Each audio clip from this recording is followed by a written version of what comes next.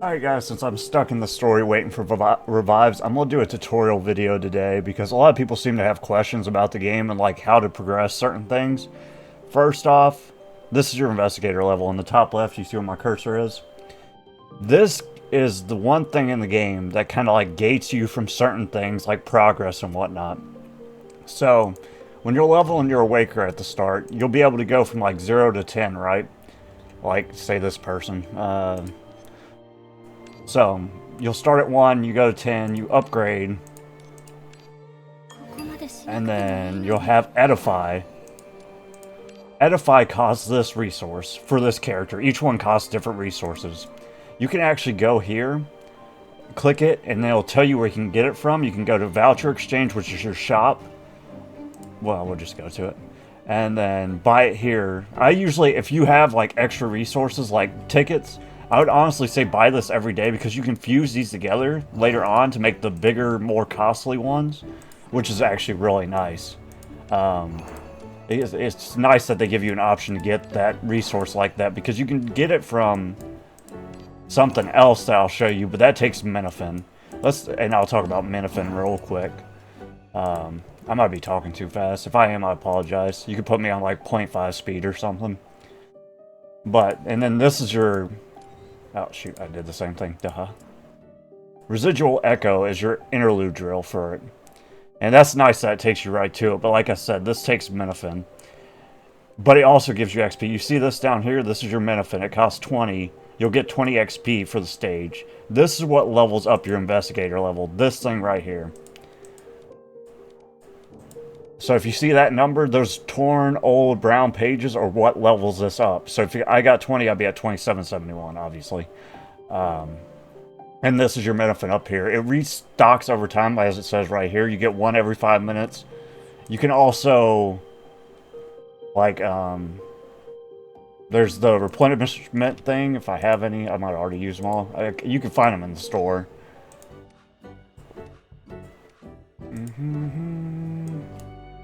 I think I already bought mine for the week, maybe. Yeah, so you get these every level, and that replenishes your Minifin by 120. You can also use your silver fragments. I wouldn't recommend doing that more than like once or twice a day. Because the cost goes up. Like, it'll be 50 at first to replenish 120 Minifin, and then 100 to replace your Minifin. And then after that, I wouldn't do it because 150 is a lot of these, and you can use these to get cores in your shop. Like, down here. And that's like one of the best way to get luminous cores, which... The difference between luminous cores and cores of purity... Luminous cores are the only things that will unlock new event champions. Not even just new event champions, whatever the event champion is. You see how this takes this? Unless you pay money. I'm only talking for free to play. If you're pay to win... This video will probably be useless to you unless you're just really confused about something. I would honestly... At the start, I would focus on getting a team that you like. And you could change this to whatever realm you want.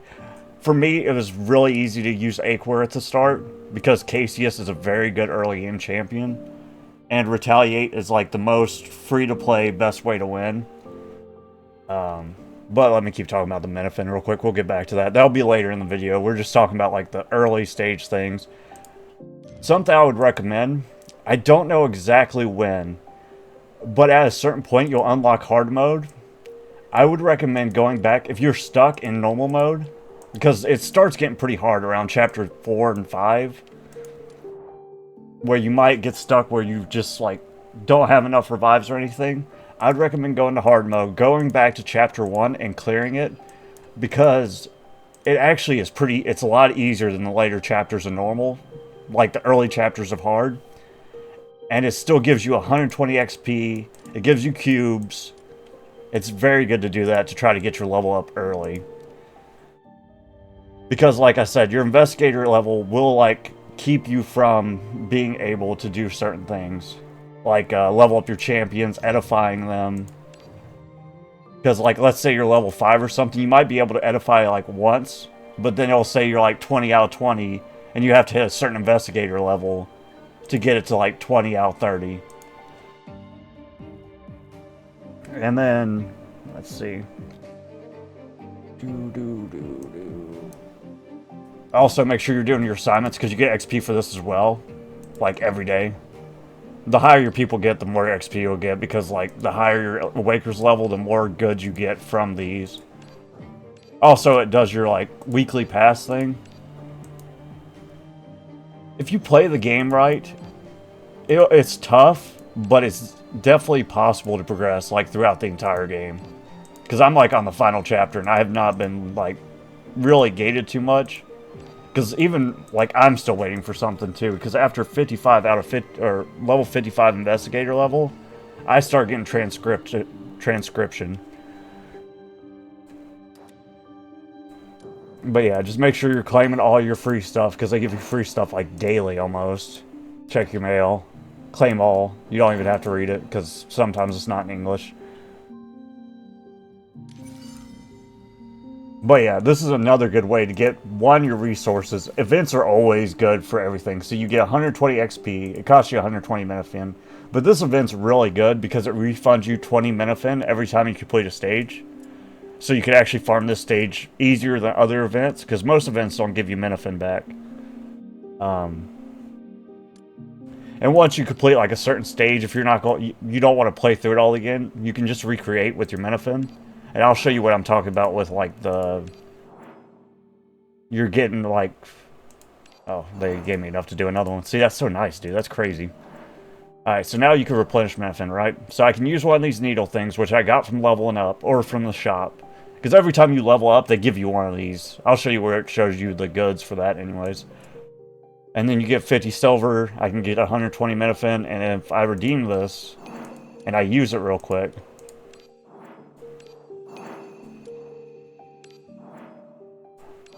See, now it costs 100 silver. And that gets more and more and more. So you don't want to do that, but like maybe once or twice a day, if at all. If you have needles, I would just use that. Manual. This is very good to do at the start of the game. Honestly. This is where you get, like, every time you level up, it tells you what you will get for leveling up. It doesn't tell you, like, oh, you can start transcribing, but if you try to transcribe and stuff, it'll tell you you can't do it yet. You need to be investigator, blah, blah, blah. But this is, like, one of the best things you can do early game. Your realm mastery.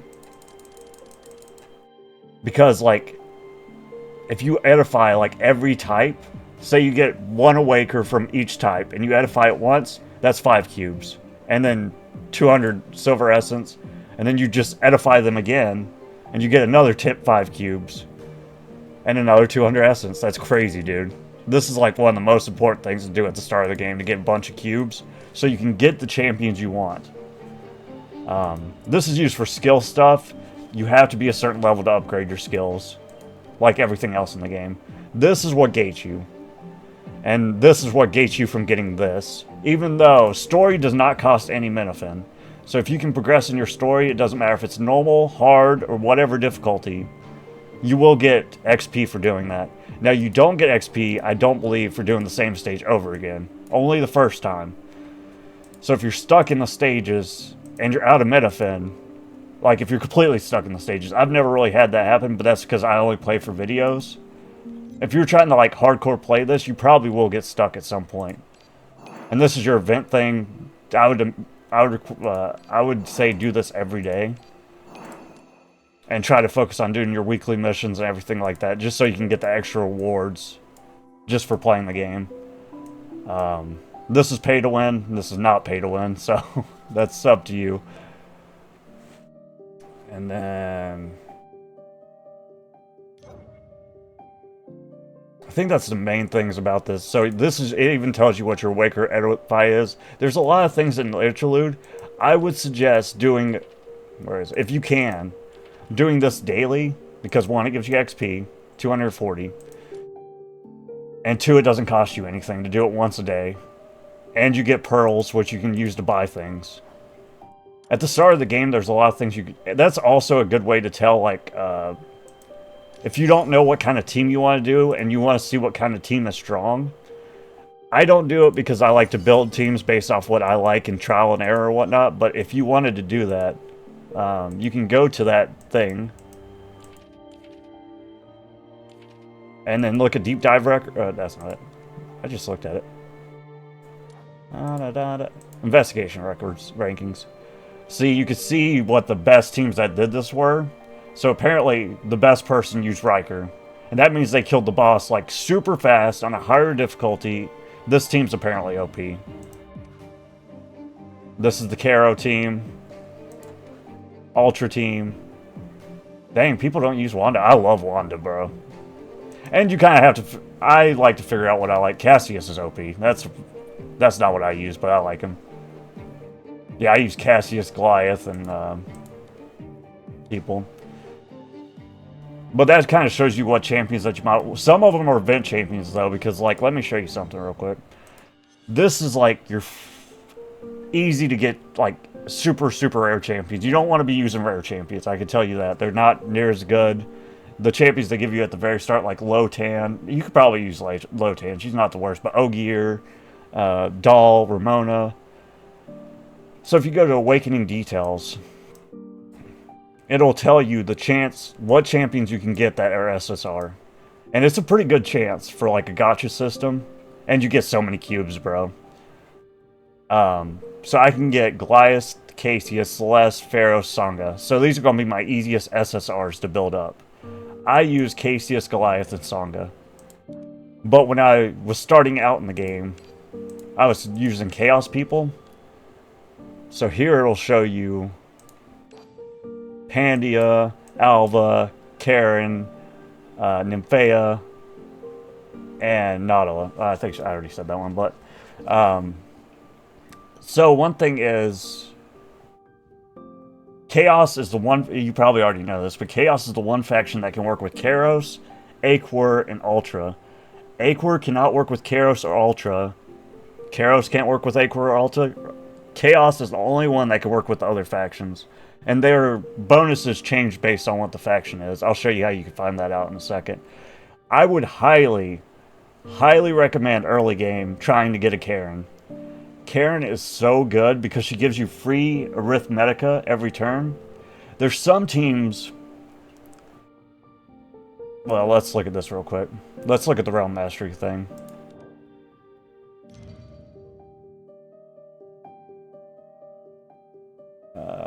It doesn't matter. Let's go here. Team lineup. Okay, so this is what tells you what Realm Mastery does and like what the realm does itself. So Chaos is really about getting extra death resist. They get S energy. S energy is for your silver key. You need 1,000 S energy to use your posse. What your posse is this thing down here. Depending on what your team is and what they need is what posse you're going to pick. If you have a team with good card draw, you're going to want Arithmetica. If you have a team with bad card, like with high cost and bad card draw, I use this, which is basically the posse you get for doing Loop Ramona's like quest, and it gives you one less Arithmetica and it lets you choose a card from your draw pile. So that's really nice if you have like expensive cost cards and you're trying to get that card out.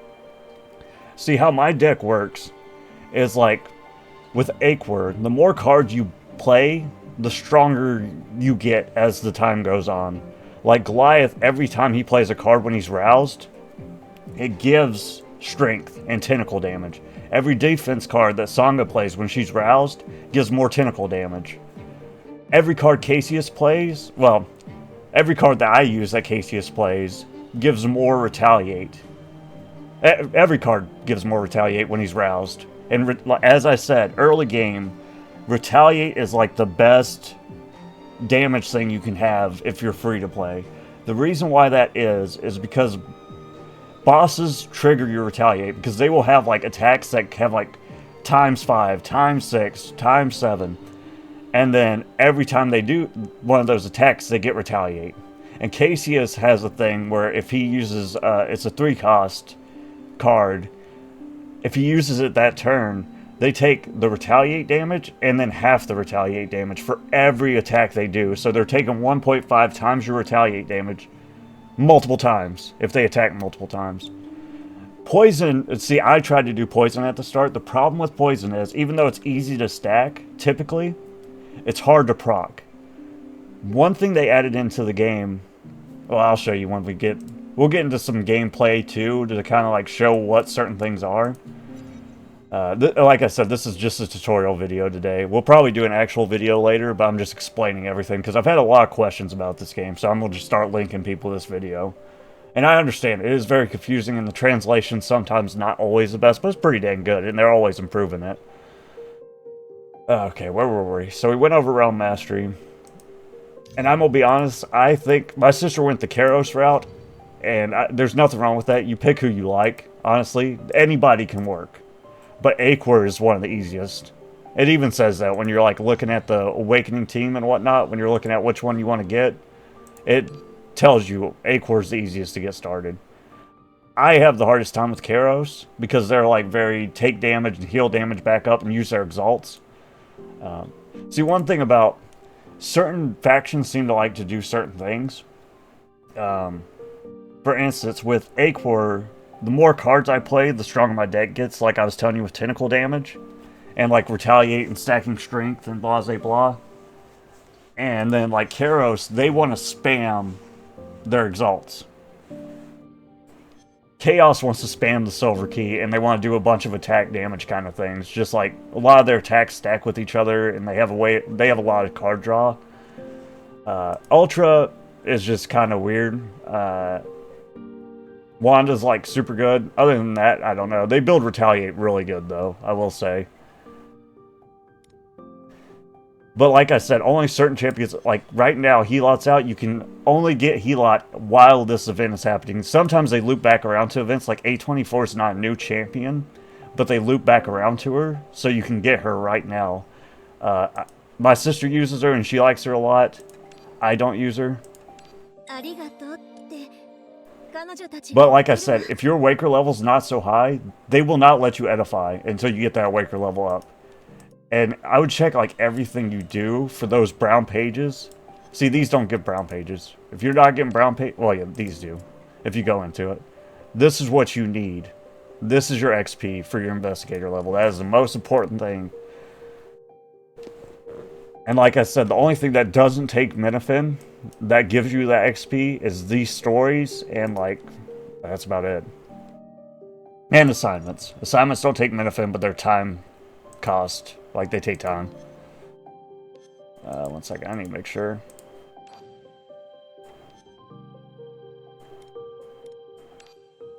Something that's really important, and this is something that me and my sister tested to make sure how this worked, is when something says it's based off your constitution and attack, it means for that character, this. This is your constitution, this is your attack. Attack potency, even though it raises the damage of your skill cards, will not like scale with your wheels. Your wheels are this. Well, I went to the wrong thing. I can't get in my team lineup. Okay, there we go. So these are your wheels. You see how this says gain 8% strength equal to the user's attack? Attack potency does not factor into that. It's just your character's attack. So Goliath has the highest attack. That's what I'm going to use. This is my favorite wheel in the game, because it gives you strength every turn. And for instance, let me show you something. This is why Cassius is so good. So Shattered Halberd, right? He does 24 base damage with this card, and he'll get 24 Retaliate. Say I have 100 strength, right? He does 124 damage. He will get 124 Retaliate. Let's say somebody's vulnerable. Vulnerable makes them take 50% extra damage. Instead of 124 Retaliate, he's going to end up doing like 186 Retaliate when he hits that person, because that's how much damage he does. Let's say he crits, and it does ×2. And that's like 372 damage. He's going to get 372 Retaliate. And then also, with his strike, he'll have like, let's just say he got the 372 Retaliate, right?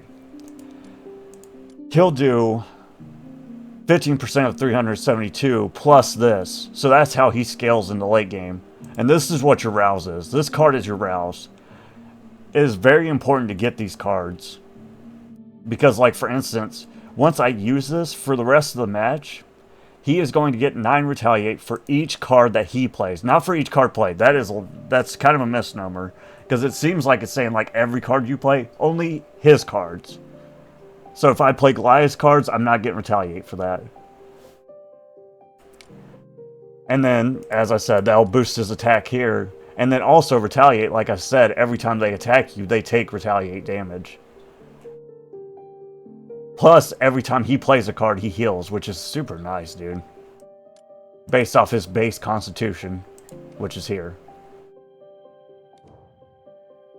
And then, for instance, let me show you Goliath's rouse. This is why I like Acor so much. So every time Goliath attacks, see, it says when dealing damage. It's only when Goliath's dealing damage. But he gets 5 power and he gets 5 tentacle damage.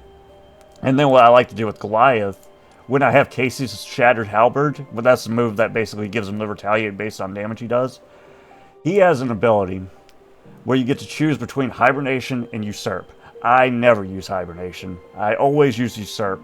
I try to always use Usurp when I have Shattered Halberd in my hand, because it gives me power equal to my tentacle damage. So let's say I build up to 300 tentacle damage. I will get 150 power, and that 150 power will go to my Shattered Halberd, or any card I use that turn. But then Shattered Halberd will give me retaliate based off that. That's my strategy for my team. Just to kind of show you how, like, you can mix and match people. This is why I'd recommend Karen for any deck, because she has one of the strongest ults that works with everybody. She might not be the best support for you in the long run, but at the start of the game, she gains 1 Arithmetica for every... like, every time she uses this, she gets, like, a card that she can use 3 times that gives Arithmetica. Arithmetica is your, like, energy to play a card. Did I go over, like, the basic stuff real quick? I think I did, for the most part. Also, make sure you're doing your daily quests every day, because 1, it gives you 240 XP. Look at that. That's what you need. This is what you need, baby. Also, you can click this to kind of see ways to get it. I would recommend doing the main stage and the event until you, like, fully clear the event, or unless you need something from the interlude drill. Because, like, see, the event gives you, like, so much stuff you can shop. I've already bought everything, but...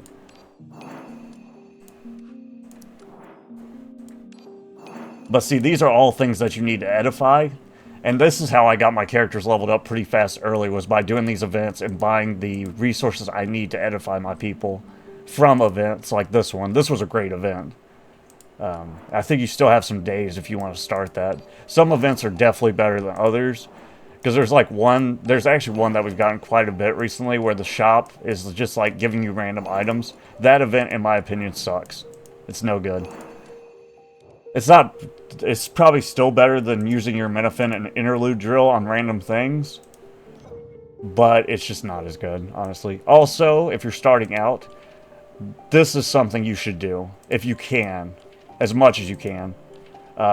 Interlude drill. Interlude drill, as you start things up, will give you tons of cubes, bro. So many cubes.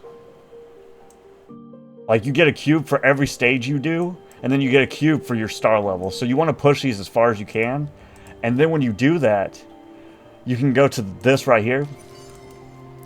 And down here, is this the place? No, this isn't the place. Where's the thing at? Is it here? Yes, this right here. So this is something I would highly recommend you check out early in the game, because it'll give you, like, things to work towards. And look at this. So if I do chapter 5, this is like for finishing the chapters. You get 10 cubes. You've probably been here before if you played. But see, if you do like hard mode, I actually need to go back and do the rest of my hard mode as well. But see, I did hard mode chapter 1. I got 1,000 extras silver cores, which I can use to buy luminous cubes or regular cubes, and 10 cubes. You can get so many cubes at the start of the game, bro. There's no excuse for not getting the champions you want out of the base champions. You should be able to unlock those without too much work at the very start.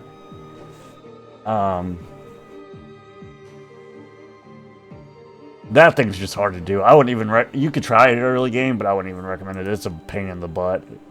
That's basically talking about this right here. Where's that? This is hard. It's so hard. Because that one, you can only use the team once and the wheel once, and you have to, like, push as far as you can, but it is just so difficult, dude. Where was I looking? I was looking for something for... Wait a second. There's a...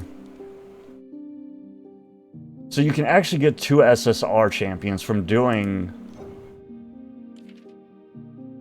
the... Realm of Darkness. I don't know where it's at, though, because there's, like... If I did 24 out of 24 of these, I could get Doll. But I'm trying to find where the thing is that tells you where that's at. It's... Is it in here?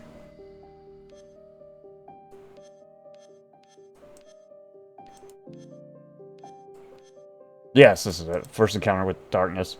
So, see, if you do all 24 of, like... or not even all 24. If you do all 26 or whatever, you can get these people. And then, like, that's Arda. She's an SSR. You can get... I haven't got Erica, because I just haven't wanted her. But she'd probably be pretty good, honestly. I haven't even looked at her, to be honest. Ultra, like I said, is kind of weird. It's not bad. Like, Wanda is very strong. If you got Wanda from her event... oh yeah, let's go to posses real quick. This is how you get posses outside of the event. Every event, their story is basically the way to get their posse. So, like, if you complete this event, you will get the posse for, or let's see where it says. Yeah, see, this is the posse for A24.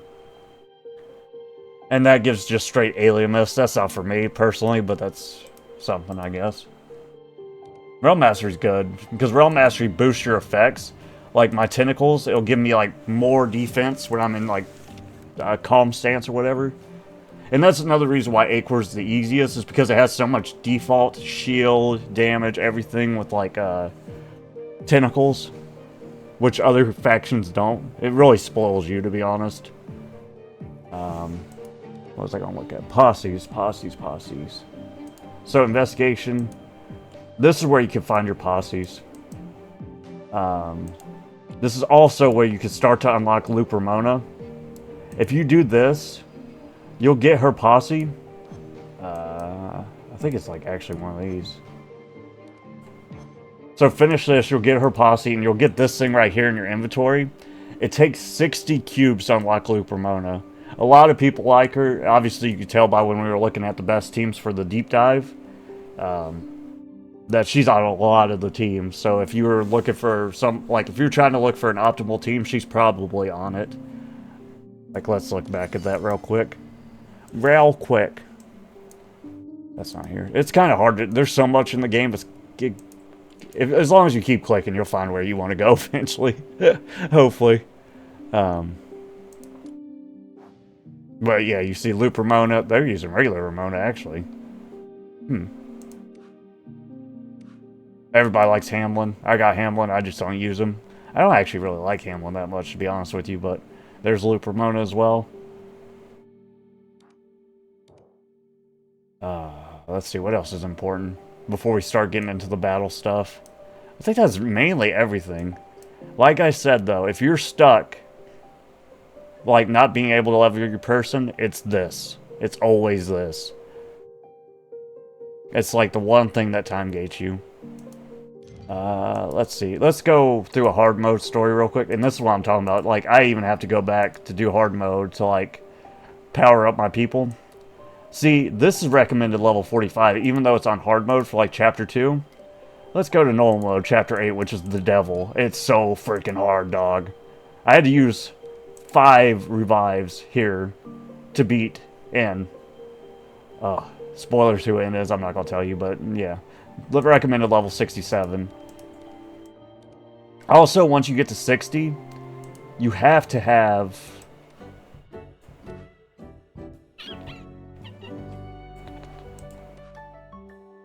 these. You get them from story chapters. They're pretty hard to get, actually.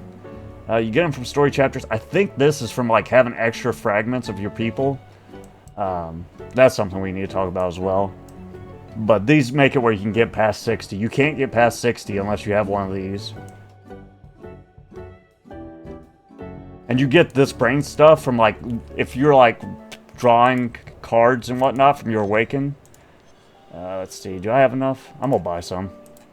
I would typically say keep your silver cores for luminous cores, because those are, like, the only thing that can unlock event champions.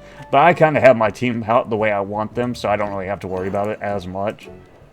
Oh, hell, I rolled the wrong thing. Dang. Oh, look at that, the money, SSR champion. If it turns yellow, that means you got an SSR every time. So this is what you use in that shop. This is the primordial sentiment. If you get like an extra of a champion, you'll get even more of that. You'll see when I get the SSR, because I have them all unlocked. For Chaos anyways. Karen. Yes! See, you get 50 because I already have her before. Karen's best girl, by the way. See, I think that's what you use. And to get... I'm not sure. I don't know that for a fact. I honestly don't know what that is. But I think that's what that is. Maybe. No, I don't even know. I just don't know what that is. And it won't let me click it to figure out what it is. I don't know.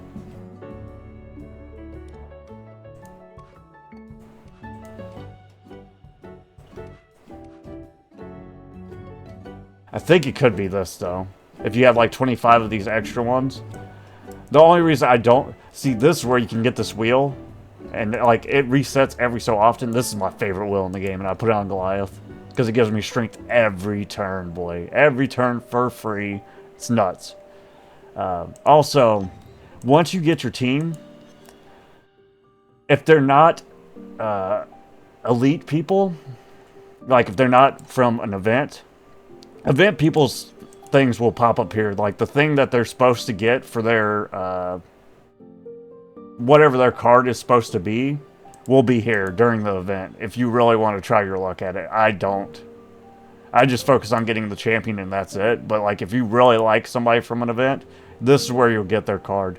Now if it's for a normal person, you can actually go here and you can find the wheel that is for that person. Like this is supposed to be Goliath, but the jellyfish is better in my opinion. I love the jellyfish. So sometimes it might be for them, but it might not be the best one. Like this is for Alva. This is for Karen. I could honestly replace this for Karen with something else if I found something. This is for Sangha. But yeah, once you get your team, you can start rolling here to get other people. Like I said, the drop rate's not like... I usually get SSR like every 3 or 4 rolls of 5, to be honest. Which is not bad for a gacha game. Especially with how much cubes they gave you. I should have been on this when I rolled, though. Because I need Sangha, I need Cassius, and I need Goliath, I guess. But see, when you get an extra of people, that's where you get Enlightened. This is very important, because it changes how your abilities work. Some characters suck until you get them Enlightened. So now, like, when I use Karen's ult, you know how I told you she got a thing she can use 3 times for Arithmetica? Now, every time she uses it, she gets Arithmetica every time, and then she has a 50% chance to do Alienus, which is what boosts your ult to use it, your Exalt. It's called Exalt, but I call it Ultimate for that character. 5 for other allies.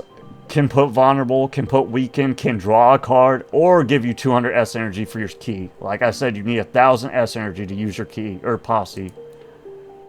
The key, posse, same thing. So see, I can activate this. Once you get to 4 out of 12, you get over Exalt. So that means you can stack your Exalt, Ultimate, whatever you want to call it, twice. And then it gets an extra effect. Like now, if I had like the over Exalt, she would have 1 in the hand, for that gives 3 of Arithmetica. She would get 1 in the draw pile that I'll draw. And then there's 1 in the discard pile that when I shuffle the deck, I can draw it. So there's literally like 9 Arithmetica in my deck at that point that I can find. Which is huge, bro. That's ginormous. But here, since I already got that, let's see what our you can always click upgrade preview too. So I don't get an extra level. This gives you level cap increase as well, eventually. So you don't have to use that silver, that one thing I was showing you, but it takes so long to get to that point. Like, I would need 8 Karens to do that, so. But yeah. But now she'll give me death resist, and Alienless Recharge is what recharges your thing. Also, my sister was showing me this. Oh, that's not what I was looking for. If you go to details here, this tells you what their base Alienless Recharge is. Their silver key charge when they play a card. So you don't have to guess at this. This will tell you what everything they do is. Some people have higher base stuff, like Ramona. I didn't even know this until my sister showed me. Her silver key charge is 40. And some of this will change as they level up. Like, you'll get Alienless Recharge like Karen has and blah, blah, blah as they level up. Something you need to pay attention to with rouses, though. So, Karen and some other people have it where, when they use their rouse, they'll gain 5 Alienless for every card they play. These cards, on most people, unless stated otherwise, will not give you Alienless, which is what makes you able to use your Exalt, your special move. So you could spam these all day, and you won't get it. But if I use this, these are going to start giving me 5 Alienless as well. So I'll get Alienless, I'll stack her ult faster. And then this will give me 13. On top, like, instead of 8, it'll be 13 now, because I get the 5 extra. She does that, I think. She does that as well, maybe? No, she doesn't. Rouse gives you a bunch of base Alienless anyways, but let's see, who else gets that? There's somebody else that gets Alienless when they... I'll find it. You can't hide from me.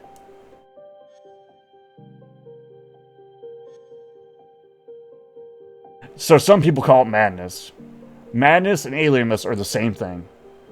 Just heads up. So Winkle gets it as well. It's rare, but it's very good because see, this card says instead gain 15 Alienless.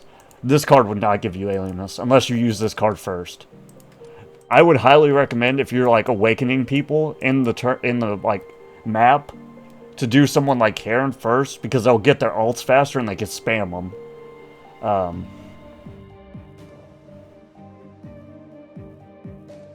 Dang, we'll get to gameplay eventually, but I'm just trying to cover everything basic first. I think that's mostly everything that I could think of. Also, something my sister showed me that I didn't know. Certain characters have special, like, trait things. Like Dynamic Vision for Alva. For every 1 death percent, Alva strikes and her Keen Blade, they change the names of a lot of things. In game, this is Keen Blade instead of Sharp Mind Blade. Usually they use like a synonym instead of the actual name. Base damage goes up by 0.5. So that's something to keep in mind when you're using like certain people on your team. Karen doesn't have one. Cassius has one, and it's very good. Cassius gains 1% of counterattack boost for strike, which also goes on top of his other thing. For every Black Sigil drop. I don't use Black Sigil drop. I don't like it, so I don't use it. But if I wanted to, I could. But that's something to keep in mind.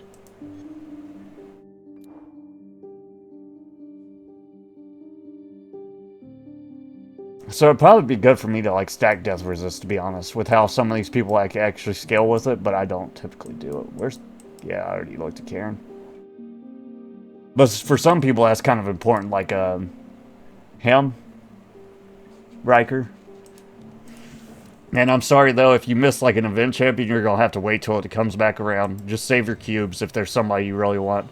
Like my sister is waiting for Theus, but Theus has already happened once, so who knows when she's gonna come back.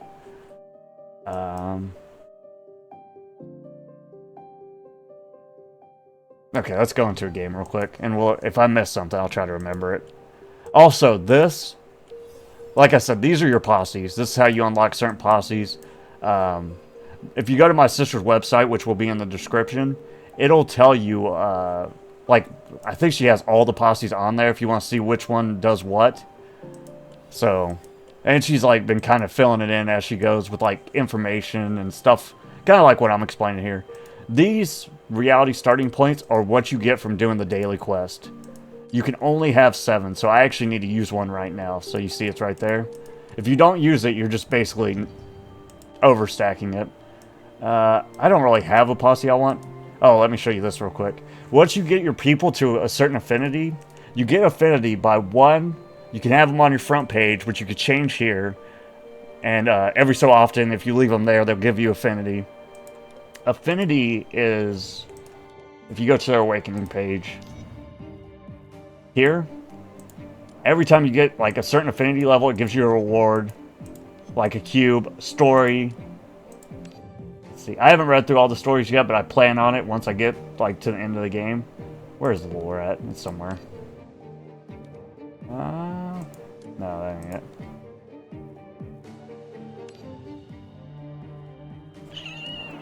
Man, I should know where this is at. I'm struggling. Oh, archive. Yeah, and then you'll unlock story as you get to like certain affinities and whatnot. Alva's my favorite because she's the low moan. Karen's my favorite character, but Alva has like the best story, I think. One of them, anyways. I'm not doing that right now. Oh yeah, that's just a reward. Actually, after every time you edify, make sure you check here because you get cubes everywhere, bro. That's why when people complain about it being gacha, I am completely free to play. And I've gotten the exact team I wanted easily. You get cubes everywhere, as long as you look around and do everything.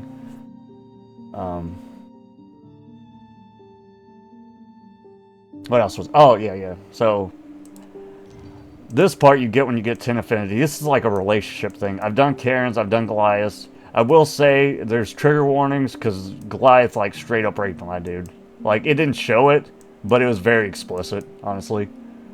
Where's Alva at? Does Alva not have a love story yet? Aw, man. Certain people, I guess, don't have love stories yet. Oh, she's right here. Why can't... Yeah, I can get it. Okay, never mind. So once you get him to 10 affinity, you can get the love story.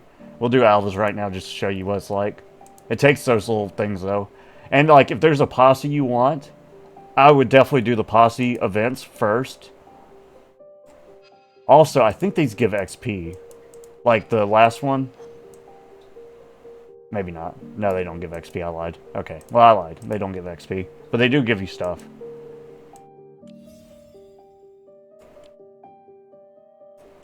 Where'd I go? Okay, Alva. Keeper of Secrets. Do you have the time? Do you have time? My body is uncontrollably heating up. Neither Dahl nor Sylvia have answers. An almost instinctive urge led me to your dorm. Just let me stay here for a while. Of course I'll do my best to control this instinct. If I show signs of losing control, knock me out immediately without mercy. Alva's the only one that didn't rape me. God, thank God. Alva's new best girl. Karen raped me as well, so Alva's best girl as well. But yeah, there's a trigger warning on that. Like, Karen legitimately, like, ties you up and starts doing things to you. Goliath forces himself upon you as well. So I don't like that too much, but I probably shouldn't say that word because I'll probably get, like, demonetized or something, but it's just, it is what it is. That's what happened. Alright, now let's go into a game real quick. Oh. Sorry, I've been talking a lot. Like I said, this is where you change your posse and whatnot. So for Goliath, I would say this is something that's important as well. There's certain things that lose temporary strength. So every time Goliath does a strike, or a card that counts itself as a strike, because his beheading strike from his ult counts as a strike, up to 3 times, based off his base attack, 12% of it, it lowers their strength, which means it lowers their damage. So let's say they're going to hit me for 36 damage like 5 times, right? Let's say I have 100 attack base. Every strike will remove 12 of their damage. So if I attack 3 times with Goliath, they'll actually be hitting me for 1 damage 3 times instead of 36 3 times. That is huge. That's just something to keep in mind. If you're fighting like a boss that has like a lot of attacks, but not, like each attack doesn't do high base damage, if you can lower their strength or you can weaken them, it's huge. Because it takes so much damage off their attacks. And then even if they're hitting you for like 1 damage, they still take retaliate damage.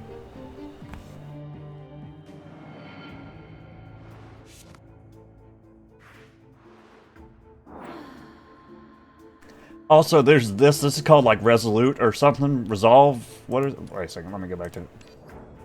You thought we were about to start fighting. This is what's really cool about the game. It's like each chapter, each event have a thing called Resonance. This gives you like a special effect that will make your deck work better in a certain way. Some of them are really good for your decks. Some of them work better for other decks. This one is okay. It's not great for my deck, but it's not bad. But I can see, like, certain cards, that thing can be, like, Chapter 7 is the stage of Goliath. Like, Goliath kills Chapter 7 because the Resonance basically lets you pick a card, right? And then you get to keep that card in your hand for the rest of the match. Goliath has a card that stills strength. And there's a lot of people that stack strength in this event. So once you draw that card, you can still, the strength they get, like say they all gain like 40 strength.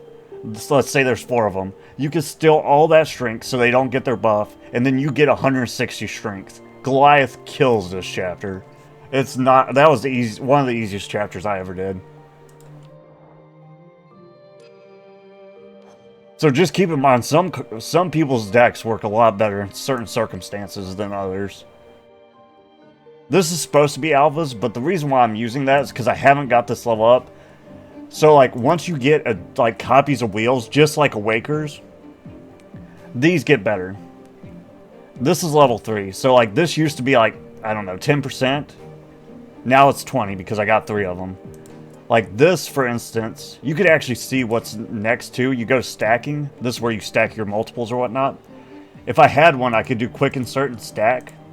And then you can look at the next tier and see what it does. Like, then it will give me 8 and 2% per tentacle. Eventually, this will be better for Korra than Alva's is. But right now, until I get it leveled up, Alva's is better.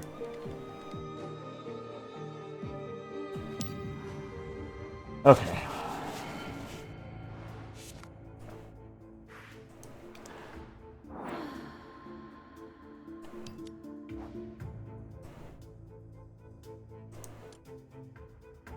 So this is the card that I use to stack Retaliate.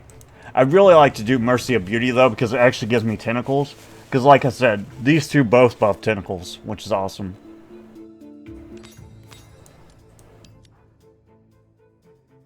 Symptom cards. Symptom cards are not always bad. They seem like they're bad, but they're not always bad. Some of them are actually really good.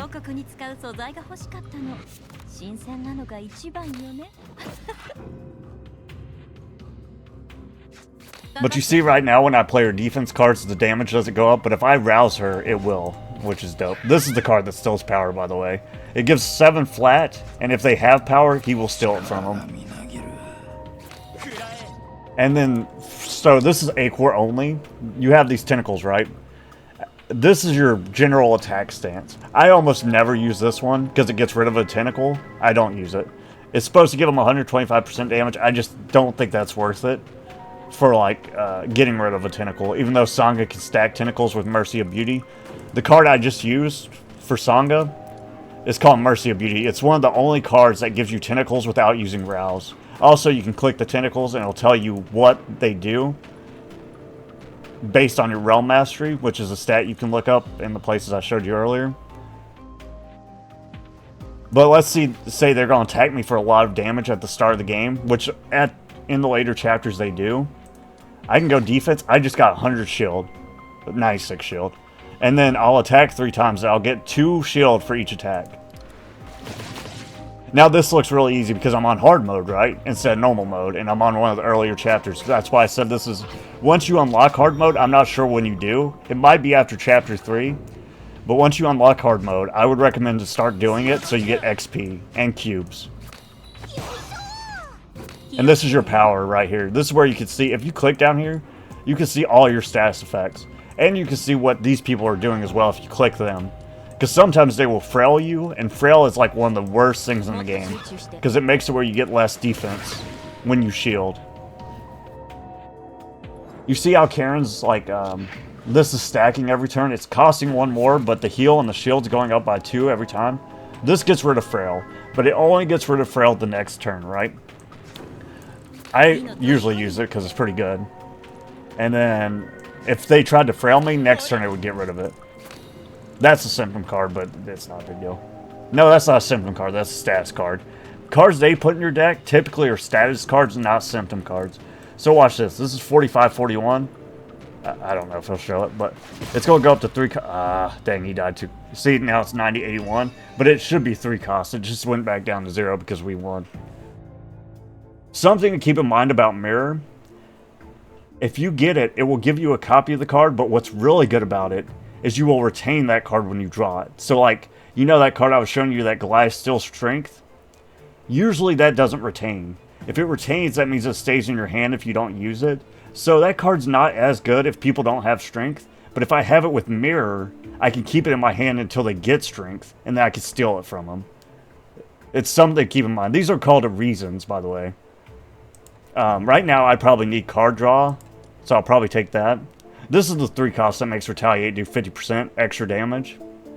And this gives you flat strength, which is really good as well.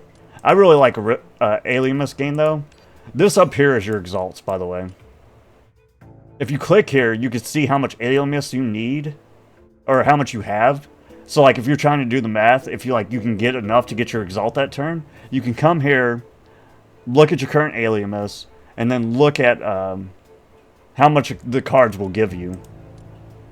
I don't have her over-exalt yet because I don't have enough copies of Sangha. So, like, it only shows 100, but I can over-exalt Karen, so it shows up to 200.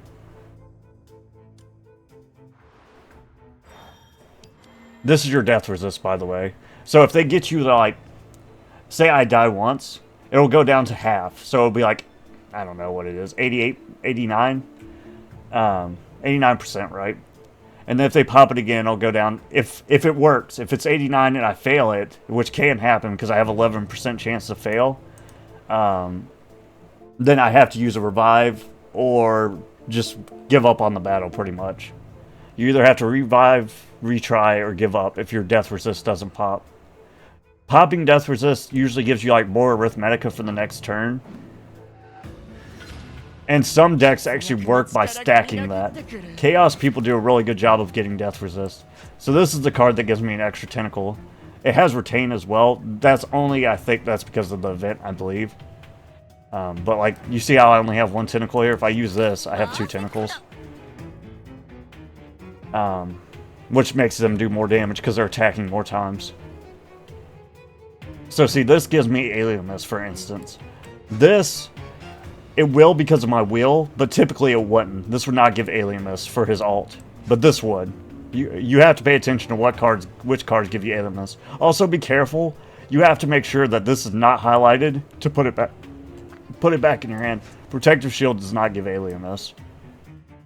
So what I would do is, if I was in a battle that's easy, I would just like stack my Alienus. Stack your Exalt. Don't kill them. You get 5 at the end of every turn, and my deck heals as well. So like if I was hurt now, I could actually heal myself while fighting an easier person. So this doesn't give Alienus. This does. This does. This does. I'm gonna use this and that does give Alienus as well. Shattered Halberd's one of the exceptions where it's like a special card, but it gives Alienus. Most special cards don't give Alienus unless it's like a strike and defense are usually your Alienus cards, unless you use a rouse on certain people or if it specifies otherwise. This does not give Alienus. But defense and strike always gives Alienus. This does not. But it gives weakness. So you see how he's doing 50 for 3? Now he's doing 37 for 3. So that literally took off 39 of his damage that easily. And see, I can go into defense here and block all of his damage. So now I can just stack Alienus and heal myself if I was hurt. So like some fights, if it's an easy fight and you pretty much have it won, you really want to stack your exalts. You don't want to rush some of these fights, because when you get into the later game, like, the reason why I have 2 defenses is because that's a wheel I'm using. It's called non-existent land. Usually you won't have 2 defenses. It's a drawback kind of to have 2 defenses, because if you put more deck cards in your deck, the less likely you are to get your special cards like Mercy of Beauty, and you want to play those as many times as possible. So, now I could use ultimates if I wanted to, right? I'm not going to use it this fight because this is an easy fight. But when you exalt as Aquar, it gives your tentacles bonuses. But see, because these guys have no threat of doing damage to me because I have so much defense, I can literally just stack everybody's ults up until they... Well, he might live. Yeah, okay.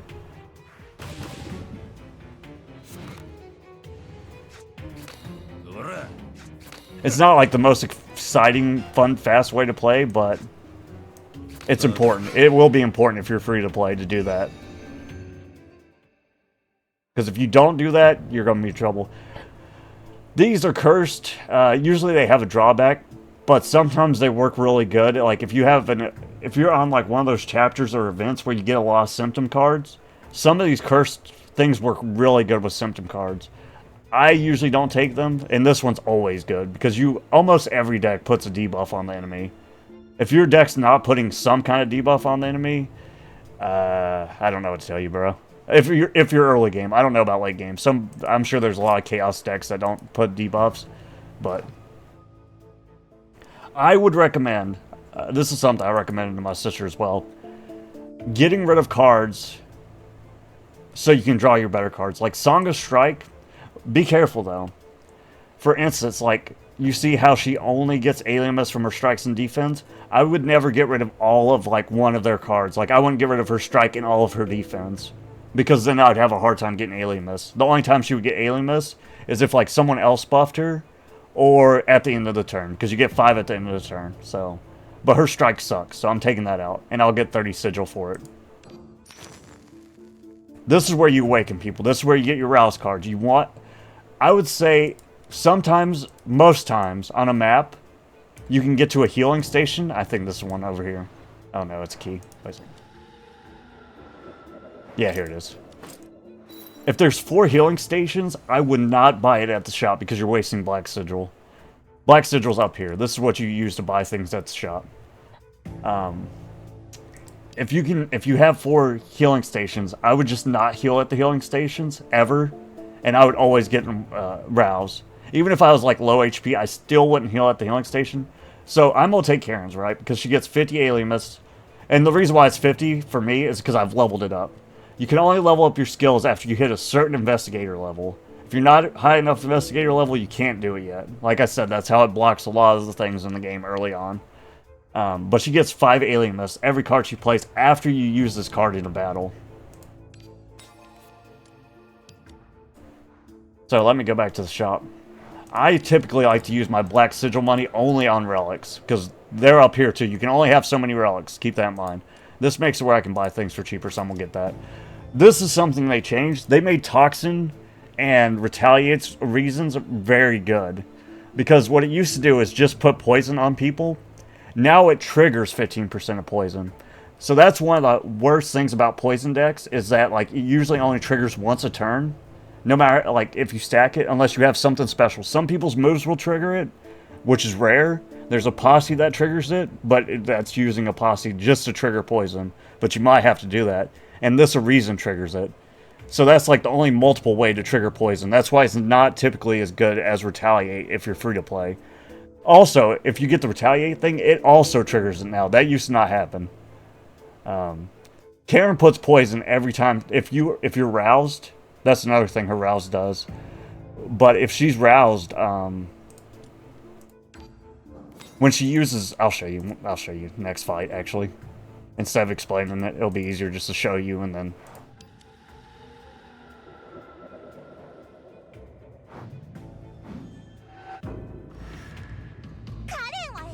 Okay, let's see if I draw her rouse. I did. So what I'm going to do is... Because I don't plan on over-exalting her in this fight, and I'm just doing this as an example. I'm going to use her rouse, right? Sometimes you have to be careful, because like the benefit might be before you use her rouse. In this case, it's after you use your rouse. So, I'm going to use it. It typically would have healed me there. And it also gives me tentacle assembly, because anytime you exalt, it buffs your tentacles for that turn. So now this gives me 1 Arithmetica and the 50% chance to trigger. The 50% chance to trigger is because I have so many copies of Karen, correct? But now, if I use this right, Wonderful Cuisine is a synonym for Marvelous Cuisine. Those are the same thing. If I use this, Marvelous Cuisine will give 50 stacks of poison to enemies. So, the reason why I use this first is because now I'll have it again, almost. See, it gave me the 50 alien miss. Actually gave me 55. So now if I wanted to, let's say I wanted to use like more cards this turn. Now this gives me 3, and I'm putting poison every time. And just to illustrate a point real quick.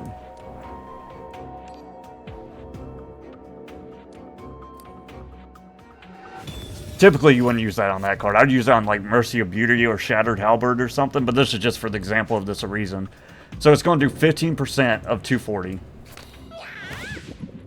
So now if I had, like, 10,000 poison stacked, that would do, like, 1,500 damage. But my tentacles are going to kill them. They would die to poison. But like I said, this will only proc at the end of their turn.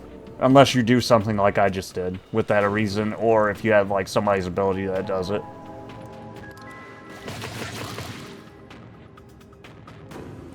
He's going down because of Retaliate. See, he would take like 700 damage from Retaliate because he was attacking 3 times, right? You see how that's a lot more damage than all that poison? And I only used 1 ability for his, and I had to use like Karen's whole ult for hers. Even though Karen doesn't like poison hard. So this is good to take because it lowers strength. Like I was telling you, like if somebody's attacking multiple times, it takes 12 damage off his flat. So if they're going to attack 5 times, 60 damage is gone. This gives 1 Arithmetica, which is usually good because it gives you a refund on your... Arithmetica is your energy cards. I should actually show you that. Even though it's... I think you've already seen it, but... I try to stay away from symptoms, but... That one's not bad, because honestly you're giving up 43 health for like 86 shield.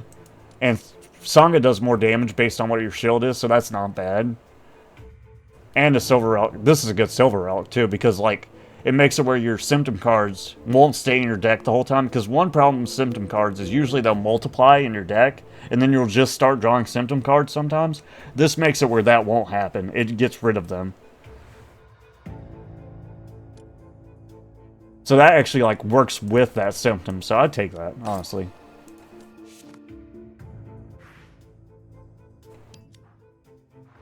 But a lot of times I'm going to avoid symptom cards. But see how I've gotten already 2 rouses? Now I'm going to take, I take Cassius because I like to have Karen and Cassius. Because there's a lot of relics that work with healing. So, but at the end of the day, I want all 4. Because by the time you get to a boss, if it's a hard boss... Goliath and Sangha are going to be stacking my damage hardcore. I don't need them in the early fights because like early fights usually don't last that long. But when I get to the later fights, I'm going to need that. I'm going to need that stacking damage. Man, my lips are dry. I usually don't talk this much. And I'm probably talking really fast. Like I said, you can turn me down or something. Or like slow me down with like the cog in the bottom right. So this is your Arithmetica. This is your energy for the turn. This is your S energy. You can actually see how much you have. It takes 1,000. It doesn't tell you it's 1,000. This is how many times you can revive. You can stack these up to 5 or even more if you buy them from the shop. But so this is an overexalt. It doesn't say what is overexalt. Does it? Yeah, it does. So his overexalt is basically you do tentacle attacks times 5 and you get more crit. I'll show you what that looks like.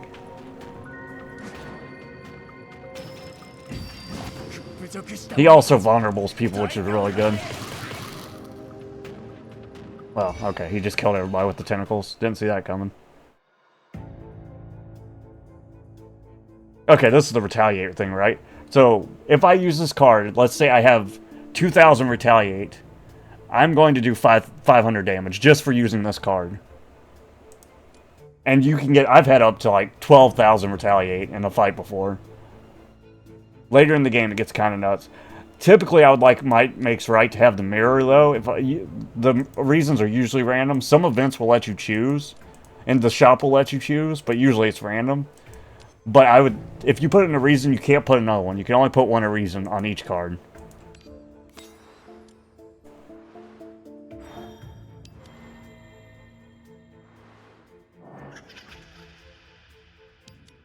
Oh, you put a symptom. See, one thing you gotta be, choose a card upon pickup. Its arithmetic cost becomes 1 permanently.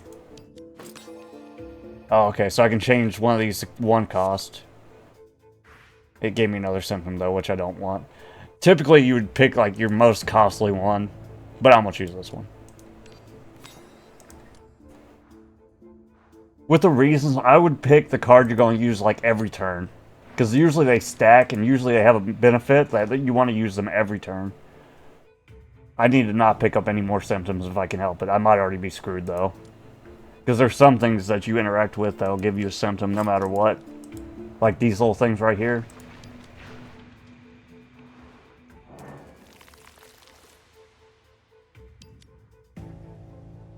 I like these reasons a lot. Like this one gives, if I use this card, it gives Karen 10 Alien Mist. And like I said, Alien Mist is what you use to get your ult.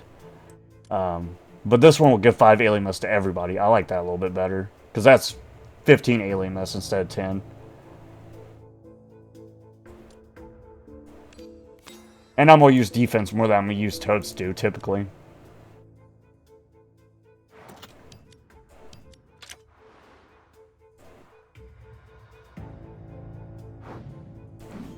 I'm going to try to get Casey's ult back so I can kind of show you what it looks like without the overexalt.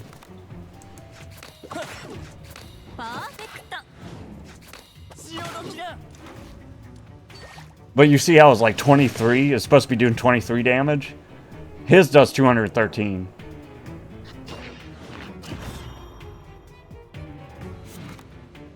Based on everything I have on him. And Goliath giving strength every turn.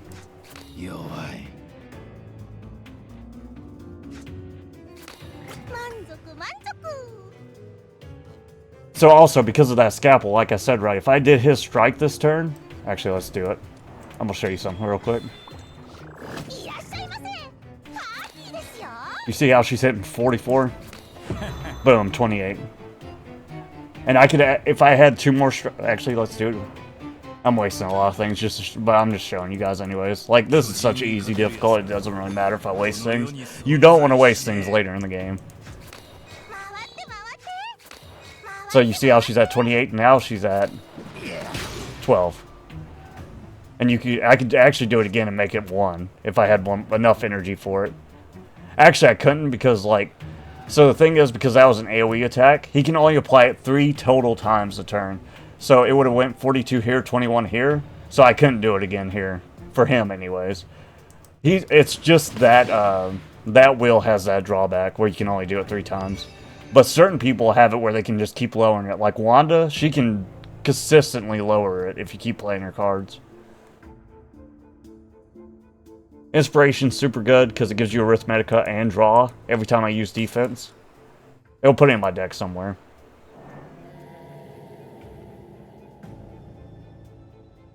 I don't like Echo. Echo makes it where, like, it makes a card play multiple times, but then it takes it out of your deck. I don't like that, personally. I'm not a fan.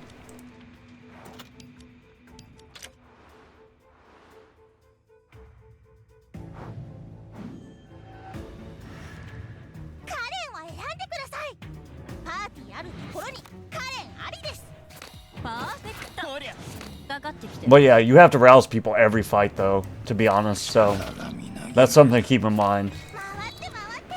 And it also adds cards to your deck as well, which makes it hard to draw other cards. Same thing as symptoms. That's actually one of my least favorite symptoms. It gives you like 1 arith... No, that's not the one. I don't like it either, though. But this symptom's not bad. Like, I gave up some health, but then I can also heal through Karen and, Okay, you remember he had the 5 tentacles earlier? All it does now is it's going to heal invulnerable and give me retaliate. See, he gave me retaliate here too. I'm gonna strike to get his attack down. You see, it just like constantly saves you health every time. And you see how my shield's always high? It's because these tentacles, bro. That's why Acor's so... It's like, in my opinion, it's super noob friendly and it's easy. This is draw a card. This gives me another Arithmetica. It really just depends on what your deck needs for which you take. Like, I have pretty good Arithmetica, like, usage right now, so I don't really need to worry about that. Tentacle limit's something you want if you have, like, Songa, because you can keep putting tentacles onto the team, as long as you're using Mercy of Beauty. Which is usually a really expensive card, but I have it lowered down. I have 2 defenses, so I'm gonna get rid of the one without their reason.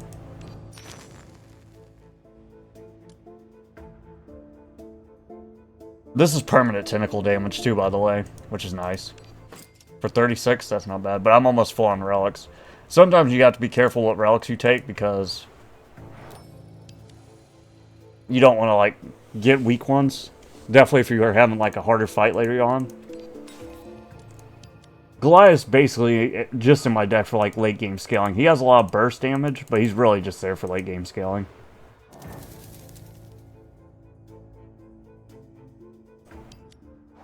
I love taking cards out of my deck. Typically I would take Goliath's defense out, but I already put draw on it, so I'm going to leave that. I'll probably take Karen's strike out. Oh, can I take out symptoms? Oh, baby, that's so good. I didn't know you could take symptoms out. Usually you can't take symptoms out. But, I guess with that typewriter you can. That's amazing. That was awesome. Unless they changed that. You used to not be able to take symptoms out, barely ever.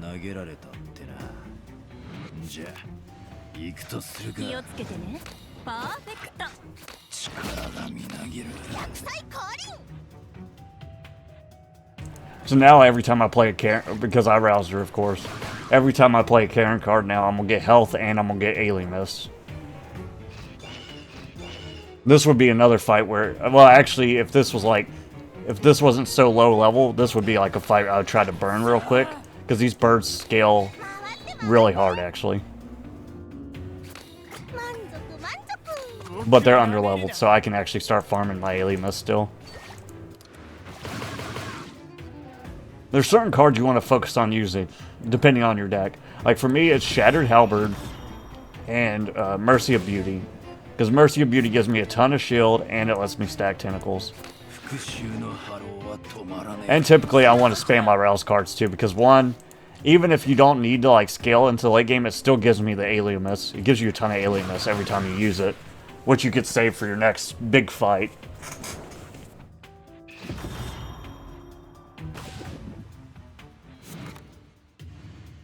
This gives me a refund whenever it stacks one time. One, it scales with strength, so it's 7 times 67 at the moment. And then if I hit somebody below 25% health like a boss, I would get my Arithmetica back as long as I use it while I have Arithmetica. Some cards will let you use them even if you don't have the Arithmetica. Or if I kill somebody, I get it back, so. But I would have got my Arithmetica back there. It's just that the stage ended. This makes your tentacles attack. It's not the best. I'd rather have this. Alien Mist gain. Because for some people, it's hard for them to get Alien Mist. Typically, like, Goliath has a hard time getting Alien Mist. I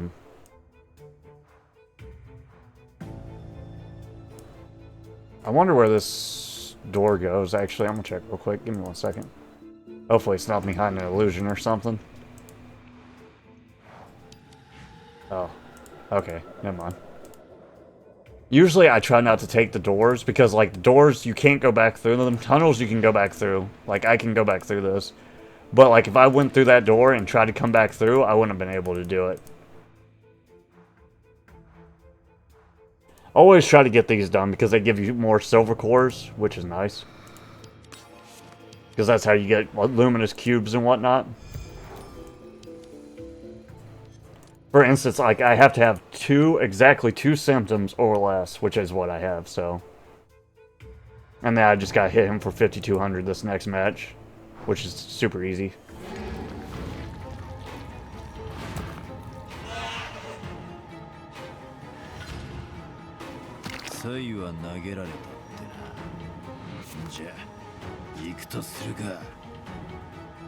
So, like, let's look where we start here, right?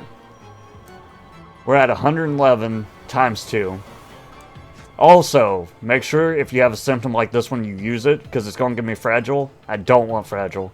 Fragile is the devil.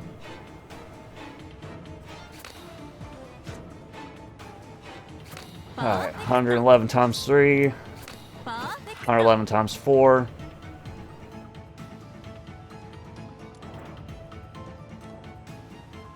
This is big brain. Watch this. Watch what I'm about to do. I'm gonna get Karen's overexalt right now. That's a good posse, I'm telling you. That Looper Mona one is very good. So now I have one in my hand, I'll have one in my draw pile, and I'll have one in my discard pile.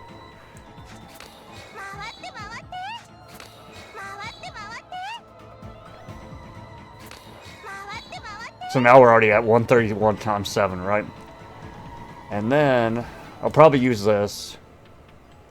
Typically, I would like to save this and this for Shattered Halberd, but I'm just trying to show you how much damage I can do in one turn. So Sanga's ult's interesting because it deals more damage based on how much shield you have. So if I went into shield stance, her ult would do more damage, but my tentacles would do like 50% less damage. He's not hitting me hard enough for me want to get more shield. So, I probably won't do that. Since Goliath's overexalting,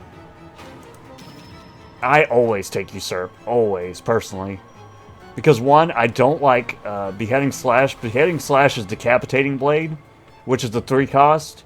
If you get it from this, it'll go down a cost every turn, but it's still 3 cost. If I get Usurp here, I get Great Blade's Might, which is 0 cost, if I'm overexalting. If I'm not overexalting, it's 2 cost, right? These count as strikes.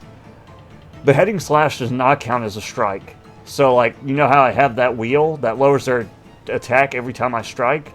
That works with Great Blade's Might. It does not work with Beheading Slash. Also, this gives me temporary power equal to my tentacle attack. So right now, my tentacle attack is 131, right? If I use that, I'll get, like, 60 power. So now I have 162, so I get 80 power if I use that. I'm gonna go ahead and use Sanga's. This does 700 damage to everybody. Okay, now watch this. I have... Well, she didn't boost the damage, but she probably boosts, like, how many times the tentacles were attacking. And what's cool is strength stacks with tentacles as well. So the temporary strength is also going to work with my tentacles. You see how it went up to 208? So we definitely already did 5,000 damage a turn.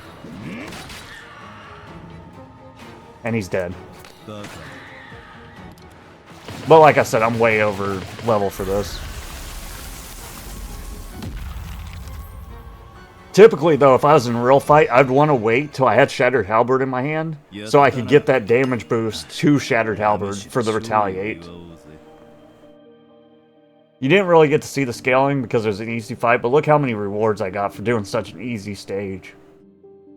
360 XP for my Awakening level. And then that was the last challenge for Act 2, actually, so... Make sure you go here, get your star things for your silver core, which is what you can turn into cubes.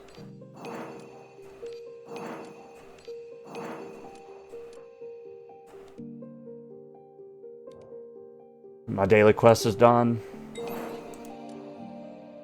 I just hit level 50. So, this is what gives you max HP. Max HP makes your reasons better, it makes your stage relics better, it makes everything better. Max HP is huge in this game.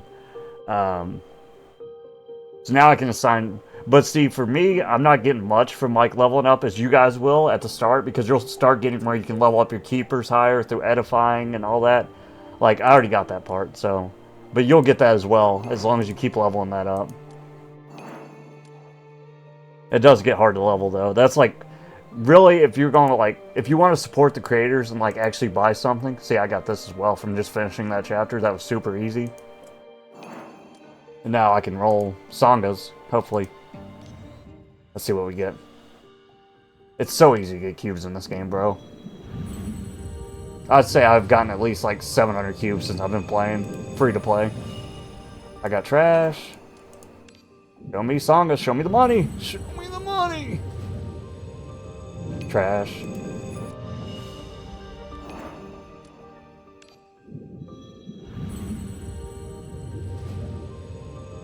Oh, God. Unlucky. Let's see if we can get... I want to try to get a Sangha. Or at least somebody that's SSR. But like I said, I would typically save that for events. Instead of doing what I'm doing here. Because luminous cubes are like way harder to get than regular cubes. Trash. I'm getting actually super unlucky right now. Usually you're not that unlucky. Also, you see how it's auto-converting? You do that by going to your settings, which is somewhere. Right here. It is this one. It's not perfect because you'll still stack up enough wheels where you have to like get rid of wheels. That's one of the most annoying things in the game. Let me just show you what I typically do. Like if you get so many wheels, you have to get rid of them. What I do is I stack them to get rid of the extra.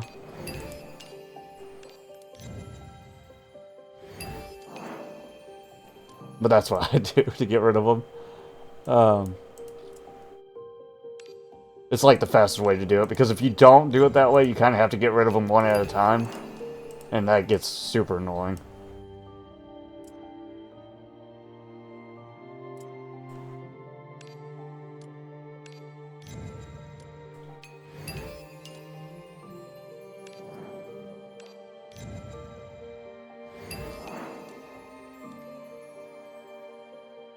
Why's my quantity not going down? I'm kind of confused, actually.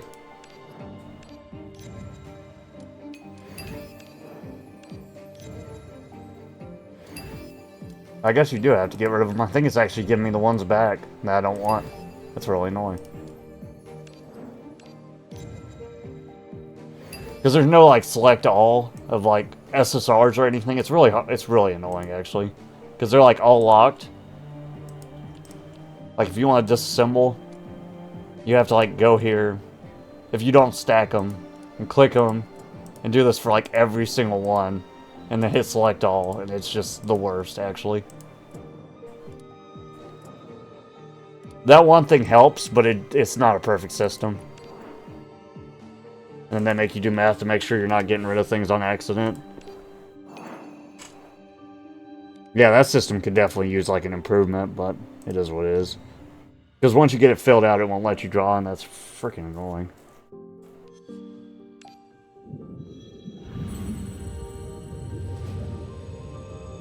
Oh man, super unlucky. That's probably the most unlucky I've been since I started playing. I want to get one though, so I'm gonna do something real quick to get the cubes. Let's see. Gotta be a way. When there's a will, there's a way. I don't know if there is though. I mean, I could do more story, but I don't want to do that in this video. This is just a tutorial.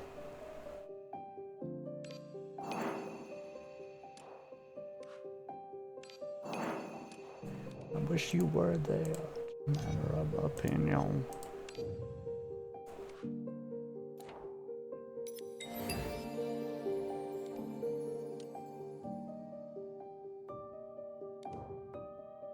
But I think that's about it, guys. Like, I'm not gonna go into like each faction because honestly, I'll just be leading you wrong. I don't know how. Like, I'm not an expert in Caro, so I'm not an expert in Ultra. Even though if you go Ultra, Wanda's dope. Wanda's like so sick. One thing that's very important though is like these stats are very important to your wheels. Like I said with Goliath and him stacking the jellyfish, he has like one of the highest attacks in the game, so that works out super well. And then Cassius has high constitution for his wheel. It's just something very important to pay attention to. But like I said, if you're gatekeep, if like you're not able to do something, it is because of this. And I've already told you basically my ways of raising it. Events, story, interlude drill. Those are your options pretty much. Alright guys, thanks for watching as always. Hope it was helpful. If not, I can't help. That's about all the beginner stuff I could tell you that I know of. Alright guys, bye!